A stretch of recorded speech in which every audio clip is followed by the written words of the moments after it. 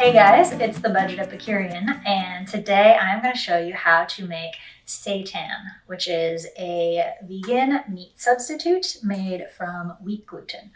And it has been around since the 6th century. It was used very frequently in China and Asian countries as a meat substitute, and it is becoming very popular now. It can be a little expensive in the stores, but it is very easy to make at home and a lot cheaper once you have all the ingredients. So if you want to give it a try, follow along.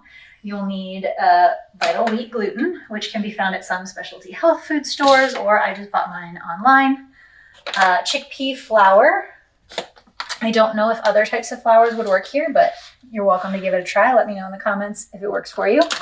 Nutritional yeast, which is a great source of vitamin B12. If you are vegan or vegetarian, you're going to need some source of B12 in your life, whether that's a supplement or nooch, as we call it. Some onions. I'm using dried minced onions here, but you can also use a diced whole onion. You'll need about a quarter of a fresh onion if you do that way. Steak seasoning, because I'm going to be using this in gyros, and so I want it to have that meaty flavor to it. Some garlic, apple cider vinegar, a little olive oil, soy sauce. You can also use tamari or coconut aminos if you need that, and then some homemade vegetable broth. The way you cook the seitan is to steam it, and I don't have a steamer, so we got creative. And I've got a metal sieve over a pot of boiling water, so we're hoping that's going to work. So it's essentially a 1 bowl item. You need a 1.5 cups of the wheat gluten. And obviously don't make this or give it to anyone if they have a gluten allergy, because that's the majority of what's in it. And then 2 tablespoons of the chickpea flour. We're going to add all of our dry ingredients right into the same bowl first and mix that all up. And then 2 tablespoons of the nooch or nutritional yeast. And this is also frequently used in vegan cooking as a cheese substitute because it has that kind of cheesy flavor to it, a little bit of salt. And then about 1/2 tablespoon of the onion. And like I said, if you're using a fresh raw onion, you can dice that up and you'll only need about 1/4 of it. And 1 tablespoon of my seasoning. You can change up the seasoning and use whatever you prefer. If you want to put this into an Italian dish, maybe throw Italian seasonings in there. You can make it spicy, throw in some cayenne. I'm just going with my classic meat flavoring. And then we'll need about 1 tablespoon of the garlic, some of the juices for extra flavor, 2 tablespoons of the apple cider vinegar,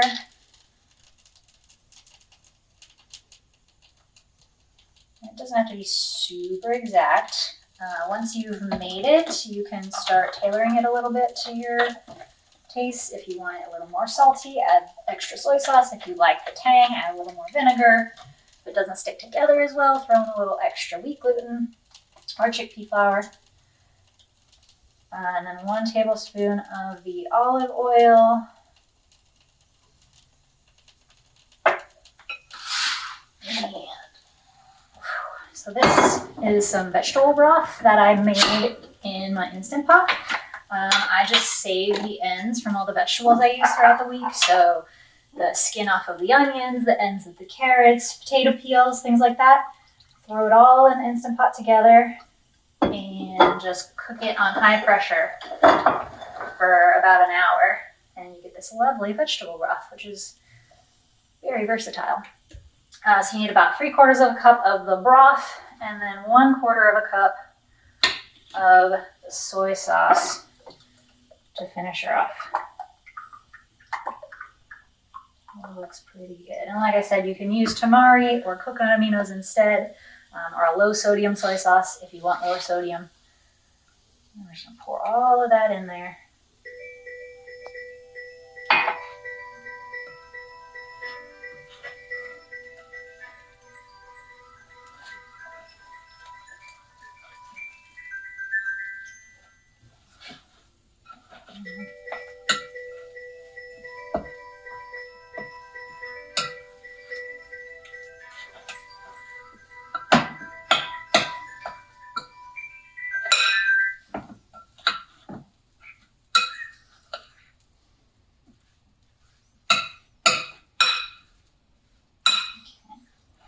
So you can see that's coming together to make a nice little dough there. And then I just washed my hands, so I'm gonna knead this for a couple minutes.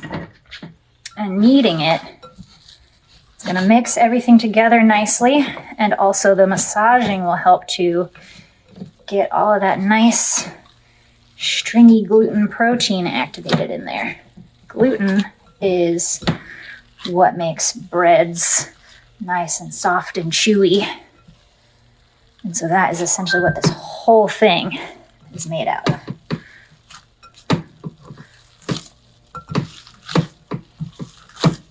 Just turning it, smooshing it, mix it all up. That smells so good.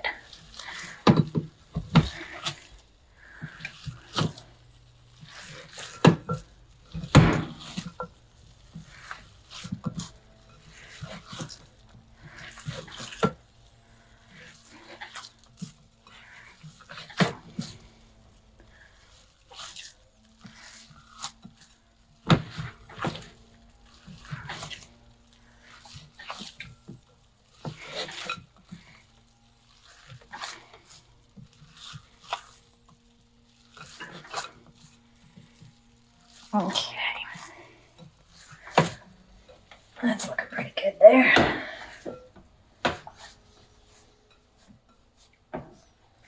All right, I'll take my foil.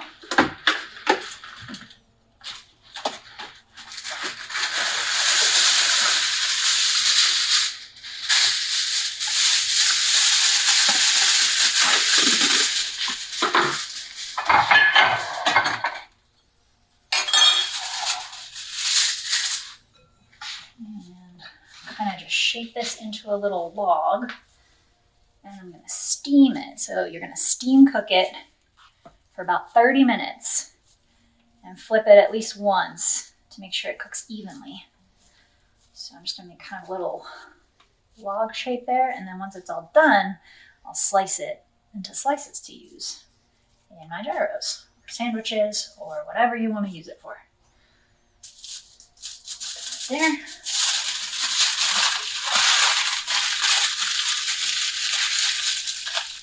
Up like a little burrito. And there you go. You just pop it right in your steamer basket and let it cook for 30 minutes.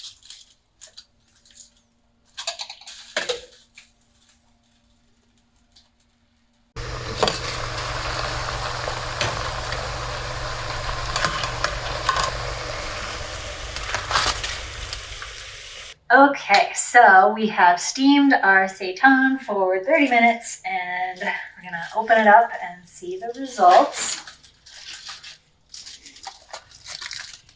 Ah, look at that. It's just like a nice roast, huh?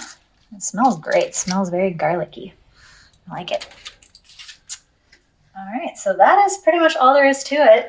You just let it cool down enough to handle, and then I'm going to slices like so. And it looks pretty much just like some nice cooked steak or ground meat. And so you can use this in sandwiches, in gyros. You can make balls out of it and use it for meatballs instead. So this is a great, super easy, one dish vegan, vegetarian protein source that you can make right in your own kitchen. So I hope you give it a try.